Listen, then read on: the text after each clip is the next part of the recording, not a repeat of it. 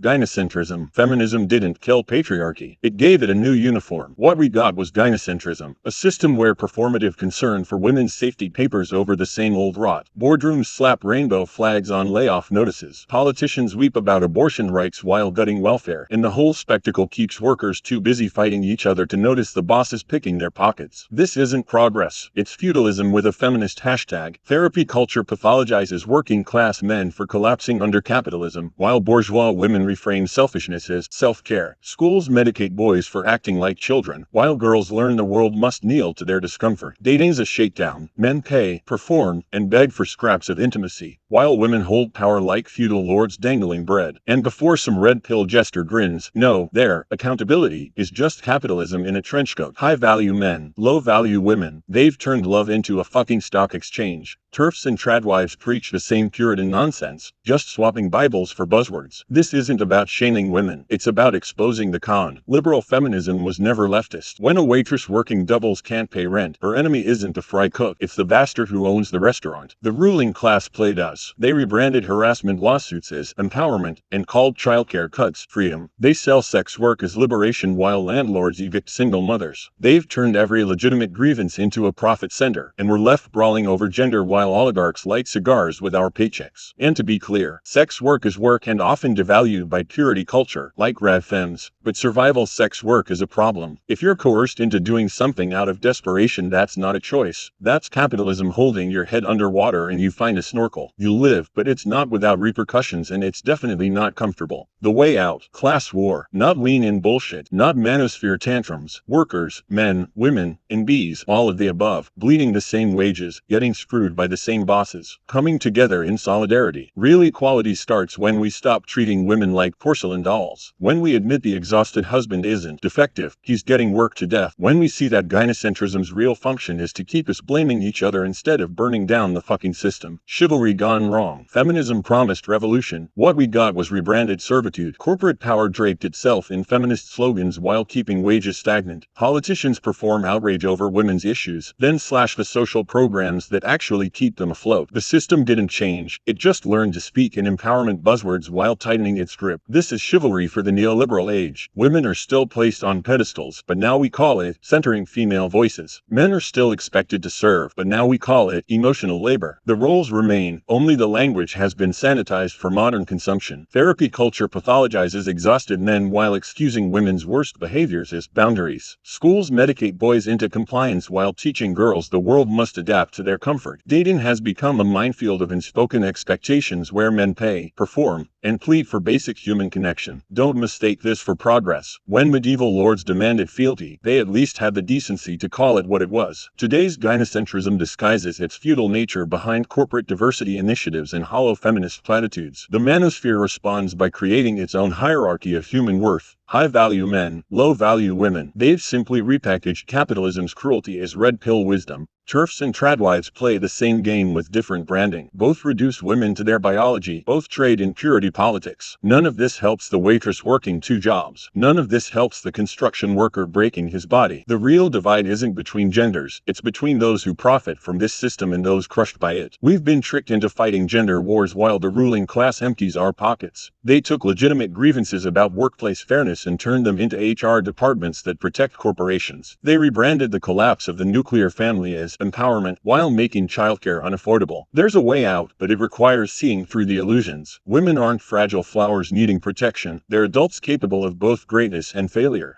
Men aren't defective women, they're human beings buckling under impossible expectations. Real equality begins when we stop mistaking chivalry for justice. When we recognize that the exhausted husband isn't emotionally stunted, he's being worked to death. When we understand that the lonely wife isn't oppressed by patriarchy, she's isolated by capitalism's relentless demands. The elite's greatest fear. A world where workers stop blaming each other and start asking who's really rigging the game. Let's give them that fear.